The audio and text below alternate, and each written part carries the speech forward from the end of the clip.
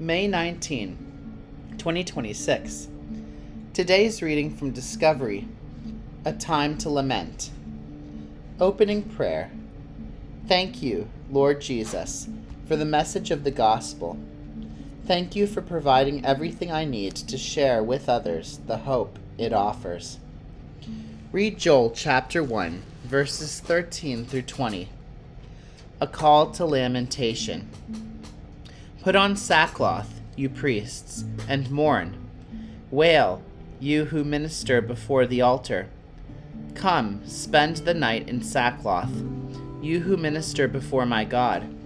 For the grain offerings and drink offerings are withheld from the house of your God. Declare a holy fast. Call a sacred assembly. Summon the elders and all who live in the land to the house of the Lord your God, and cry out to the Lord. Alas for that day! For the day of the Lord is near. It will come like destruction from the Almighty. Has not the food been cut off before our very eyes? Joy and gladness from the house of our God? The seeds are shriveled beneath the clods. The storehouses are in ruins. The granaries have been broken down, for the grain has dried up. How the cattle moan! The herds mill about because they have no pasture. Even the flocks of sheep are suffering. To you, Lord, I call, for fire has devoured the pastures in the wilderness, and flames have burned up all the trees of the field. Even the wild animals pant for you. The streams of water have dried up, and fire has devoured the pastures in the wilderness. Reflect. It's time to stop. Lay aside your to-do list. The greater the challenge you face, the more essential it is to do nothing but pray. Later, God will show you what actions to take. What can we do when disaster strikes? The obvious answer, pray, is not necessarily our first response. Perhaps this is because we are not sure how to pray in such circumstances. Lament, so central to the prayer of the Bible and the Psalms, is not so widely practiced by the church today.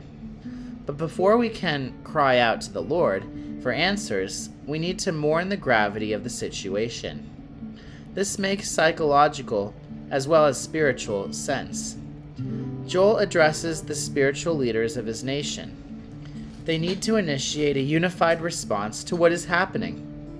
The desperate food shortage had hit the very heart of the nation's worship, its daily sacrifice in which the fruits of the land were offered to God.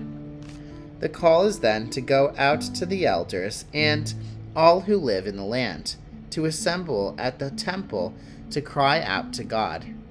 In verse 19, as forest fires take hold, the prophet himself adds his voice to this growing outpouring of prayer. Apply. Is there a journey of prayer you need to go on? Is it one you need to take with others, not just alone? Does it lead through the unfamiliar territory of lament? Psalm chapter 42 may be a place to start. Closing prayer.